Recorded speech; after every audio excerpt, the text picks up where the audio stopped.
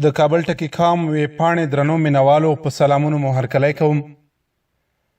د ځانګړو مرکو پر دوام مو دا ځل په مذاکراتو، روانو نظامي تحولاتو او د بهرنیو ځواکونو په وتلو د طالبانو له ویان محترم ذبیح الله مجاهد سره مرکه کړې چې اورېدو ته یې ستاسې پام راګرځوو. محترم مجاهد صاحب، پیل کې مې سلامونه ومنئ. د زړه له تله خوښ شوم چې له شته مصروفیتونو سره مو وخت راکړ. وعلیکم السلام. زه هم د زړه له کومې تاسو ته خپل سلامونه وړاندې کوم او مننه کوم چې مرکه راسره کوئ. مجاهد صاحب، له مذاکراتو یې پیلوو. له دوحې حال لرئ؟ مذاکراتي ټیمونه ناستې کوي؟ پرمختګ شته که نه هر څه په ټپه ولاړ دي؟ بسم الله الرحمن الرحیم. حامد و مصلیاً اما بعد. له هغه معلومات چې نوي موږ ته را رسېدلي دا دي چې مذاکراتي ټیمونو کې لږ تحرک اوس پیدا شوی ده. څو ورځې خو د مقابل جهت مذاکراتي ټیم غړي په ځای نه وو، اوس هم وایي ټول نه دي په ځای شوي. حتی مشر هم کېدای شي کابل کې وي، خو دا وروستیو کې ویل کېږي چې پرون نن غونډې شوي دي. ممکن په راتلونکي کې بیرته مذاکرات شروع شي او ښه ګامونه واخیستل شي. امیدواري دا ده چې اسلامي امارت خپل آمادګي لري او تیاری دې ته لري چې خبرو د لارې نه ستونزې حل کړو او مسایلو ته د حل لار پیدا کړو. مقابل جهت نه غواړو چې مخلصانه او په جدیت سره د مذاکراتو بهیر تعقیب کړي او ناستې پاستې ولرو او اسلامي امارت په دې برخه کې خپل مسؤلیت ادا کوي. خو دا یو دو طرفه لار ده، باید له دواړو خواوو پرمختګ موجود وي او څه دغه ټپه ولاړ حالت باندې فکر وشي او روان شي دا حالت. موږ جدي یو او خدای دې وکړي چې مقابل جهت هم دا وضعیت درک کړي. د جګړې کرښې ته د کابل مذاکراتي ټیم غړي خالد نور تګ او نظامي نمایش، په دې تړاو ستاسو غبرګون څه دی؟ و دغه د خالد نور په نامه د عطا محمد نور زوی، هغه د بلخ ولایت په مربوطاتو کې مساله او د دریشي سره ولیدل شو. اگر که دا حضور د دوی هلته نمایشي و، صرف فیسبوکي او نمایشي او معنی ورکوي، په حقیقت کې د جګړې په ډګر کې دا خلک نشي پاتې کېدلی، انعطاف راوړی شي. خو د نورو خلکو زامن هلته په خلکو باندې وزني او په امارت مجاهدینو باندې وزني، ځکه نور خلک په تمه کوي او په جنګ یا چې موږ سره هغوی د پیسو په وجه یا د خپل نادارۍ په وجه جنګ کوي. خو د دوی پرمختګ نشته، نه دا ممکن ده. نو ښه دا ده چې د جګړې کرښه خالد نور پرېږدي، هغه خپل مذاکراتي جریان ته لاړ شي، هلته خبرې وکړي چې څه دپاره دی موظف شوی دی خپل ټیم له خوا نه. په هر صورت زموږ مجاهدین جدي دي او که دوی د سنګر ته راځي هم موږ ویره نه ترلرو، خو ښه دا بولو چې د مذاکراتو لاره غوره شي. د هیواد مختلفو ولایتو کې جګړه خورا تونده شوې. ستاسو عملیات تهاجمي که یو عکس العملي یا دفاعي نام ورکولی شو؟ دا مورد باندې ډېر سوالونه کېږي چې دا پیلي جنګ چې روان دی، ګنې اسلامي امارت په دا د تعرض کړی وي. داسې نه ده. زه یو نمونه تاسو ته یادوم د اختر، د تېر اختر کوچني اختر په درېیمه ورځ باندې چې کله اوربند پای ته ورسېده، د دې ورځ د پای ته رسېدو سره سم د کابل ادارې د قلوردوګانو نه خبرپاڼې خپرې شوې چې د ګسترده عملیاتو اعلان یې وکړ، د پراخو عملیاتو اعلان یې وکړ. نو د مجاهدینو هم دا تصور چې باید موږ د دښمن په وړاندې تیاری او آمادګۍ ولرو، د خپل سیمې نه دفاع وکړو. په هغه دفاعي حالت کې موږ د دښمن دفع کوله. په دې وخت کې د دښمن روحیه له منځه لاړه او دښمن اړیکې پیل کړې. زموږ سره د یو ځای کېدو تماسونه پیل شو، تر اوسه روان دي. دا نن چې موږ تاسې خبرې کوو تقریبا 130 ولسوالۍ نوي د دښمن له ولکې وتلي دي. د امن سیمې شوې، د ډاډ سیمې شوې او خلک د آرام خواته لاړه، د جګړو له منځه نه ټوله شوه.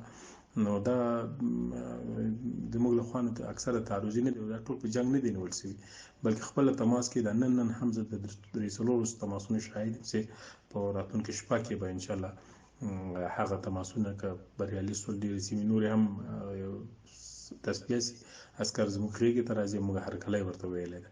نو جګړې ډېرې نشته، بلکې لاسته راوړنې ځکه ډېرې دي چې د دښمن عسکرو حقیقت درک، واقعیت یې درک او په دې باندې پوه شو جګړه یې په خیر نه ده. د خپلو ورونو سره یو ځای کېږو، انشاءالله موږ دوی ګډه به په آینده کې هېواد جوړوو، هېواد ته به خدمت کوو، په بېلابېلو برخو کې به انشاءالله مسؤلیتونه اجرا کوو. ستاسو له پرمختګونو سره هممهاله په ځینو ولایتونو کې د طالبانو پر وړاندې د پخوانیو خپلسرو قومندانانو په مشرۍ ځای ځای د پاڅون په نام باندې وسلوالې ډلې جوړې شوي. دغه کار څنګه ارزوئ؟ او د پاڅون په نامه کوم خلک چې مسلح کېږي دا نوي خلک نه دي، غیر مسؤل وسلوال چې په رادیوګانو کې ویل هغه دغه خلک دي. او په یو وخت کې اربکي زموږ چې کله ناکامه شو دوی بیا بېرته غیر مسؤل وسلوالو بل په کور کې کېنول. ځینې په خپلو سیمو کې خپل سرې قمندانان فعال وسلاوې یې لرلې. دا خلک د بېرته بیرغ په لاس کې ورکړه خیزه شاه مردمي یا پاڅون کوونکي ورته وایي. خو واقعیت نه لري. افغانستان خلک پاڅون د پاڅون په مقابل کې نه کوي. زموږ خپله پاڅون ده. د اشغال په وړاندې هم پاڅون کړی ده، قیام هم کړی او سرتاسري قیام د بدخشان نه تر هراته، د فاریاب نه تر خوست او له کندوز تر کندهار پورې ټولې سیمې د مجاهدینو تر یوې قومندې لاندې د هر قوم او د هر قبیلې او د هر قشر خلکو پاڅون کړی او لوی صف یې جوړ کړی. د پاڅون په وړاندې څوک پاڅون نشي کولی او نه نتیجه ورکوي. بناً دغه حرکات ټول بیا هم زه وایم نمایشي دي. اکثره راپورونه موږ دا لرو چې د پاڅون کوونکو په نامه څوک استخدام شوي وو یا پیسې د کابل له ادارې شکولې دي، بېرته خپلو کورو ته تللي دي، وسله یې هم غورځولې، خپل ځان یې پټ کړی. نو هسې د غلا یو پروګرام د کابل له ادارې نه پیسې وشکي، نو هغه کار یې کړی. په 2 میاشتو کې د 130 شاوخوا ولسوالیو او ګڼو وسایطو نیول حیرانونکې ده. د دې تر شا مهم راز څه دی مجاهد صاحب؟ د ولسوالیو او د دغو لاسته راوړنو تر شا راز خو دا داسې حقانیت همیشه خپل ځای ثابتوي. حق معنا ثابت، یو شی ثابت وي هغه حق وي، حقیقت وي، په هغې کې تغیر نه راځي. اسلامي امارت دا مبارزه په حق روانه وه او دا مبارزه د الله د دین لپاره وه. الله جل جلاله په قرآن عظیم کې موږ سره ژمنه کړې ده 1400 کاله وړاندې، ان تنصروا الله ینصرکم، که چیرې تاسې د الله د دین نصرت وکړئ، د الله په دین باندې ننګ وکړئ او د الله د دین لپاره ودرېږئ، الله جل جلاله تاسو سره نصرت کوي. دا جریان د جهاد او د مشقتونو برداشت کول، وخت نیول، دا امتحان به وي. خو که مؤمن دغه امتحان ته ځان ټینګ کړي، د الله جل جلاله د رضا لپاره قرباني ورکړي، په دې کې زخم، شهادت، بند، هجر، تکلیف، ستړیا، ستومانۍ وګالي د جهاد په دوام کې، نو هر جهاد پایله لرلی شي. هر جهاد الله پاک جل جلاله کامیابه کوي، ځکه وعده او ژمنه دغه د الله جل جلاله لخوا. نو موږ دا اوسني لاسته راوړنې ټول د الله نصرت بولو، د الله کومک بولو، چې کنه موږ مجاهدینو کې دومره وړتیاوې هم نشته چې دا د دښمن له دومره وسایل سره موږ مقابله وکړو، هم تعداد هم دومره نه ده چې دښمن له دومره خلکو سره زموږ جنګیالي مجاهدین دومره ډېر وي.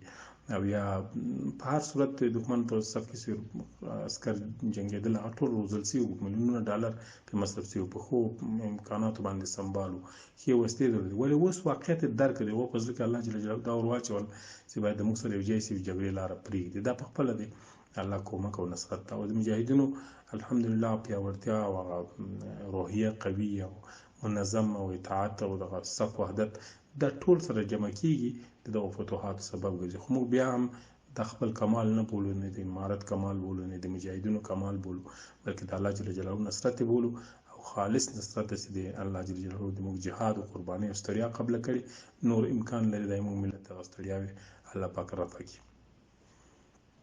د ټولنیزو رسنیو فعالان خاصتا حکومت پلوي افغانان تور پورې کوي چې طالبان نیول شوي وسایط، وسلې او مهمات پاکستان ته ورکوي. په اړه یې تاسو څه وایاست؟ هو دا مضحکه خبره موږ هم واورېده، دا ډېر د تاسف وړ خبره ده. یو وخت په اسلامي امارت باندې دا تور لګاوه چې پاکستان مجاهدینو یا طالبان ته وسلې ورکوي، اوس بیا وایي طالبان پاکستان ته وسلې ورکوي. دا د دښمن سردرګمي ده، سرسامي او ګنګسیت ده چې لوری ځینې ورک د څه ووایي زموږ په وړاندې، څه رقم تبلیغاتو کې کومه بده خبره پیدا کړي ویې وایي. نو اول خدای چې منطقي نه ده چې موږ خپله په جنګ کې لګیا یو، ستړي ستومانه په یو لوی جنګ کې یو، چې هر شی وسایل هم کم دي، هغسې نوي په لاس راځي، هغه ته په هغه ساعت ضرورت پېښېږي، بېرته یې موږ استعمالوو. نو په داسې حالت کې چې موږ خپل اشد ضرورت ورته لرو، څرنګه بل هېواد ته ورکړو. اول پاکستان د موږ یو همسایه هېواد ده، ولې دومره تعامل موږ هېڅکله هم نه ورسره لرو چې خپل هېواد سرمایه وویسو پاکستان ته، یو کوچک هم څوک نشي ثابتولی چې موږ پاکستان ته ورکړی یا یې ورکړو. نو دا ممکن هغه پروپاګنډ چې خلکو ذهنیت تخریبول غواړي او یو نوع ذهنیت مغشوشول غواړي، خو څوک یې مني نه. دا پروپاګنډ هېڅ عقل ته نه ورغورځي، ځکه مجاهدین او امارت مجاهدین د خلکو سره نږدې په تماس کې دي، غیرت یې خلکو ته معلوم ده، همت یې معلوم ده، استقلال طلبي معلومه ده، هغه سپېڅلتیا یې معلومه ده، استقلال یې معلوم ده، هغه آزاده مفکوره یې معلومه ده. نو داسې خلک هېڅکله هم نه د هېواد په سر معامله کوي، چا سره نه د هېواد د وسایلو په سر معامله کوي، نه غلامۍ ته حاضرېږي چا ته، نه هم د چا سره په پټو معاملو باندې مصروفه کیږي. دې نه باید ملت هم ډاډه واوسي، خلک هم او د دښمن د رسنیو څو پروپاګند کوونکي هغه باید د شرم احساس وکړي چې داسې یو قوي صف او منظم صف او بادرایته صف او پیاوړي صف ته داسې خبرې منسوبوي. دوی باید د شرم احساس وکړي. د وروستۍ پوښتنې په توګه له جرمني او چک جمهوریت وروسته امریکایي سرچینې وایي چې ځواکونه تر 5 جولای له افغانستان وځي. تاسې معلومات لرئ رښتیا هم تر اعلان شوې نیټې بهرنیان له افغانستانه پښې سپکوي؟ د بهرنیو ځواکونو د وتلو وخت خو پوره ده. کله چې مې میاشت داخل شو دلته نو بعد د بهرنیو ځواکونو شتون په افغانستان کې غیر قانوني ده او موږ ته د منلو نه ده. نو داسې هر وخت هغه وځي بیا موږ ګام ستایو، ښه ګام دی. باید زر هر څه افغانستان تخلیه کړي، ټول بهرني هیوادونه افغانستان پرېږدي، نظامي حضور پای ته ورسي. البته ډیپلوماټیک حضور موږ ټول نړۍ سره غواړو، د ډیپلوماتان بدل کړي، د هغو سفیران به وي، د هغو سره راکړه ورکړه طرفدار یو، قوت ورکو، خو تجاوز نه منو او دغه مداخله هم نه منو. بناً د دوی ځواکونو شتون په افغانستان کې د بدبختیو عامل ده، د جنګ عامل ده، باید ووځي. او راپورونه ترلاسه کړل چې جرمني ځینو نورو هیوادونو خپل ځواکونو پای اعلان کوي، امید شته چې نور هم پسې ووځي او دا یو ښه ګام دی. مننه کوو، تاسې نه هم ډېره مننه چې موږ ته مو وخت راکړ. سلامات اوسئ.